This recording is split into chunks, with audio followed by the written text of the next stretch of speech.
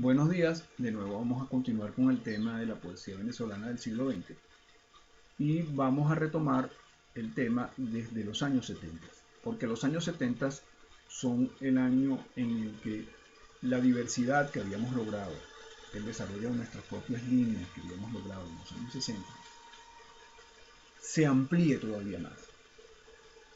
Y se amplía de tal modo que ya incluso podemos hablar de solitarios en nuestra poesía. Podemos hablar de Ana Enriqueta Terán, por ejemplo, podemos hablar de José Rafael Álvarez, por ejemplo, que son dos grandes solitarios y que, digamos, son poetas con una obra coherente, una obra bien desarrollada, bien evolucionada y que representan lo mejor de nuestra poesía.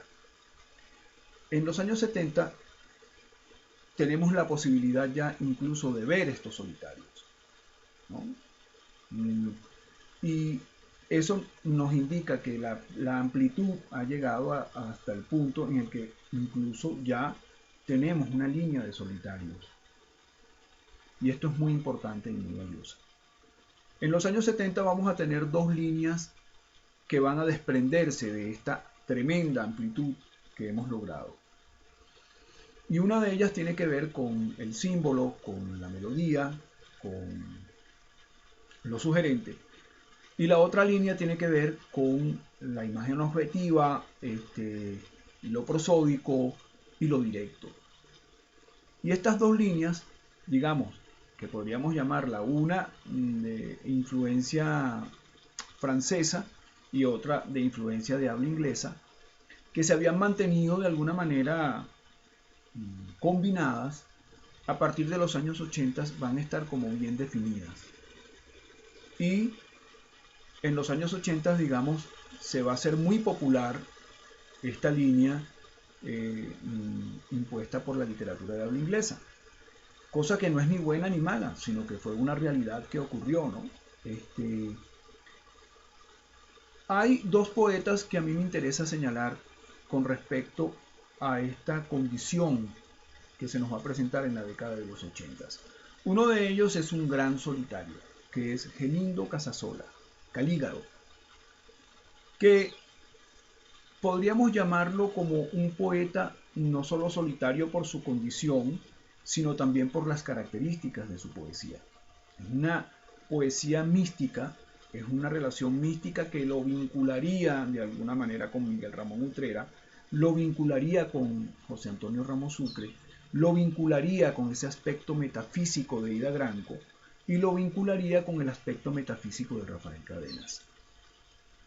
Y esto es interesante porque al mismo tiempo Gelindo Casasola es un experimentador, es decir, que igualmente lo podríamos ver como vinculado a la línea de Juan Sánchez Peláez y de Alfredo Silva Estrada, ¿no? De buscar nuevas posibilidades con la imagen en cuanto a la melodía, en cuanto al verso. Y esto es muy importante porque estamos hablando de un poeta que es el producto de nuestra condición poética. O sea, la condición poética de nuestro movimiento ya puede producir un poeta como Gelindo Casasola, que es prácticamente un condensador de posibilidades y lo más interesante es que es un condensador de posibilidades a través de la cualidad mística de la poesía.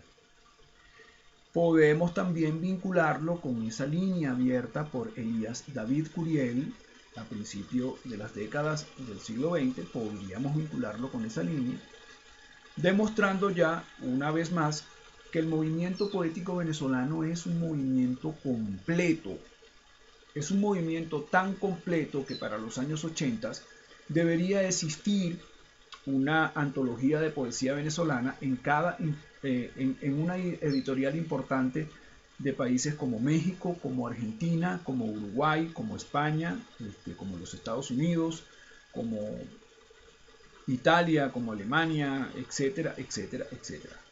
Y para los años 80 no teníamos una difusión de nuestro movimiento poético, y eso, digamos, era evidente por el hecho de que ninguna editorial importante de estos países había publicado una antología de poesía venezolana. Y les voy a decir algo, es responsabilidad nuestra. Estuvimos tan concentrados en nosotros mismos que no pensamos en la difusión de lo que estábamos haciendo aquí. Y en los años 80 es patético esta situación porque, digamos, podemos tener un poeta como Gelindo Casasola y podemos tener un poeta como Armando Rojas Guardia, contemporáneos, completamente diferentes, completamente opuestos, incluso uno respondiendo a una línea de nuestra tradición francesa, italiana, española, otra proponiendo una línea de nuestra tradición española, angloparlante, ¿no? Y esta condición de amplitud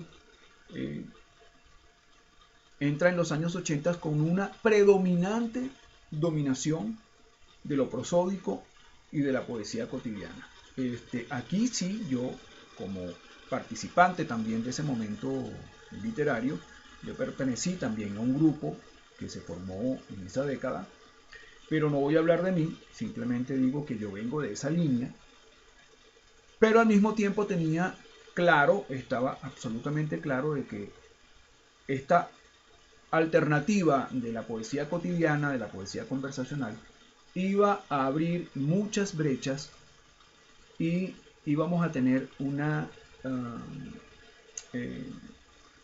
desmejora de la destreza poética. Y no me equivoqué. A partir de los años 80 se va a dar un fenómeno en Venezuela que podríamos llamarlo la industria del poema. Y que, por un lado, representa bien el momento del movimiento poético venezolano, que es un movimiento, bueno, completo, tan completo que ya podemos fabricar poetas, ¿no? Y eso es así.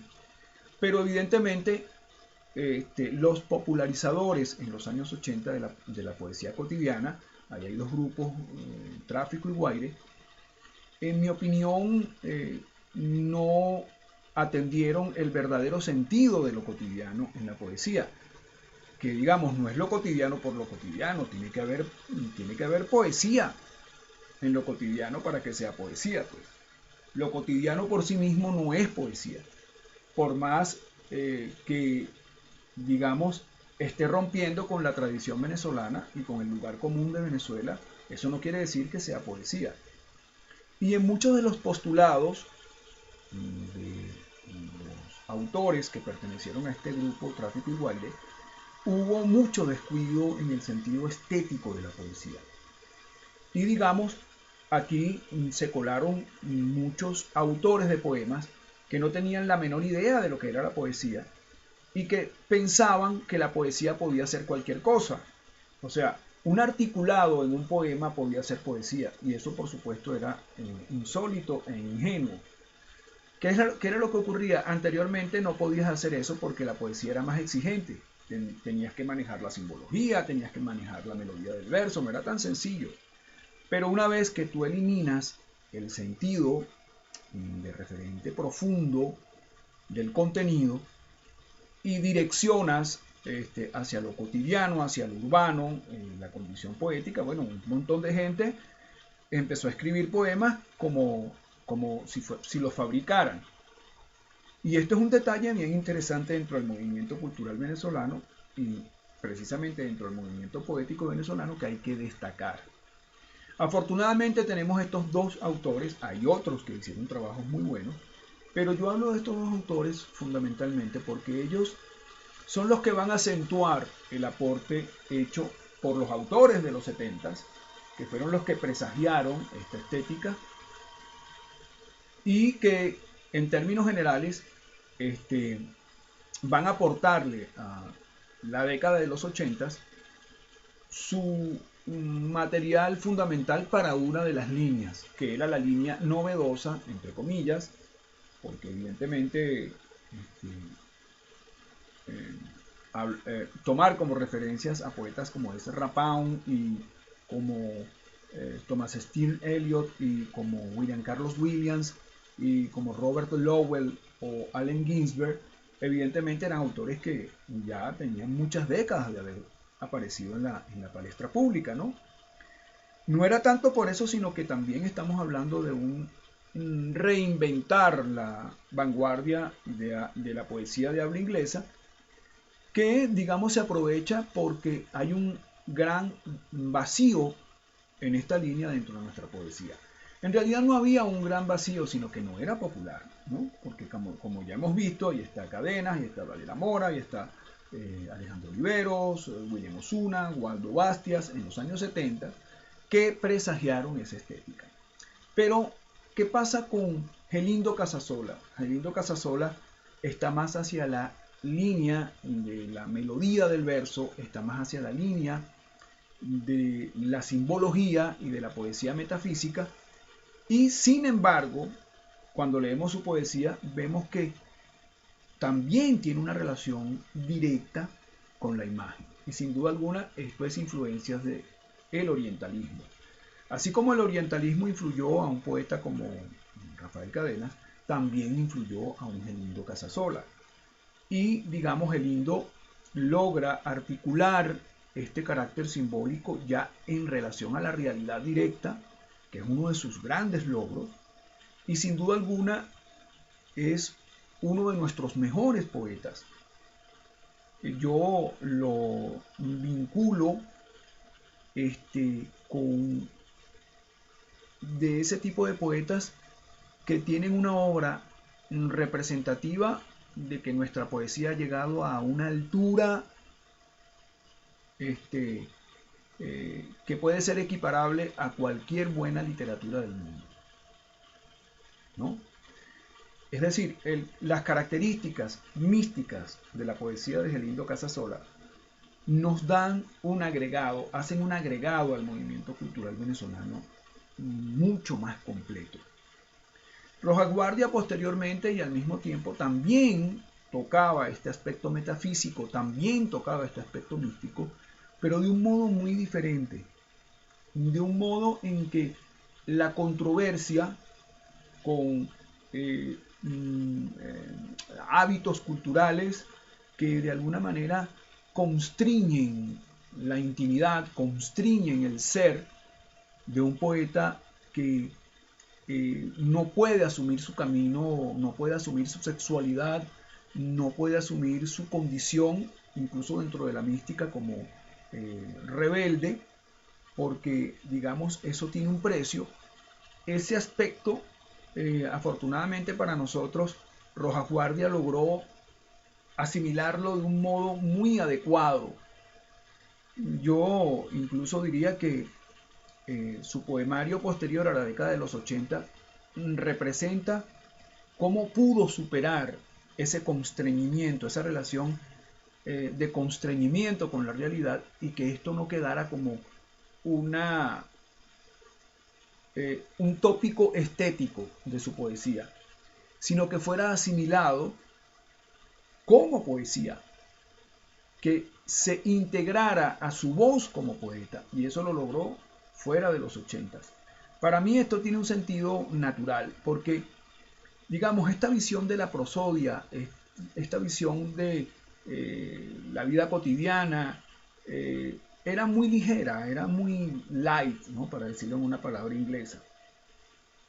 Y esta anglofilia que se desata en los años 80, lamentablemente le dio una facilidad a Rojas Guardia en la que, en mi opinión, descuidó un tanto este aspecto poético de la realidad. Este aspecto poético de la realidad fue un tanto descuidada. Y es un poco también una lectura incompleta de Pound, una lectura incompleta de Eliot, porque ambos conciben a la poesía como una trascendencia. De hecho, lo cotidiano, lo directo, no reviste sino un detalle de herramienta. Tanto para Eliot como para Pound, el sentido poético es lo más importante. Es mucho más importante que esta dirección de la imagen, esta condición objetiva de las imágenes. Eso se podría decir que es secundario para lo que ellos concebían como el sentido poético. Y no es casualidad, por cierto, y eso yo lo decía en los años 80, que Thomas Steve Eliot era un admirador de Saint-John Perse, que es un poeta francés, y de quien Eliot toma aspectos muy importantes con respecto al tratamiento del símbolo.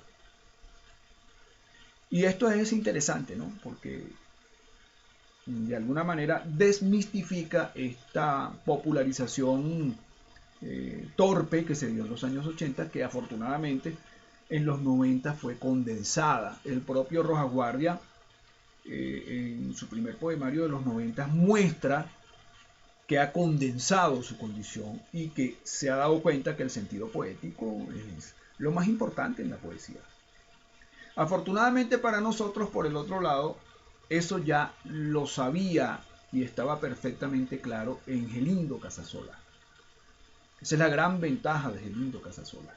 Lo que ocurre es que Gelindo Casasola, cuando tú lo nombras como poeta de los 80s, prácticamente no tiene casi nada que ver con esta estética de la poesía cotidiana, de la poesía conversacional. Y sin embargo tiene que ver, ¿no? Esto es interesante, tiene que ver en la relación con las imágenes objetivas.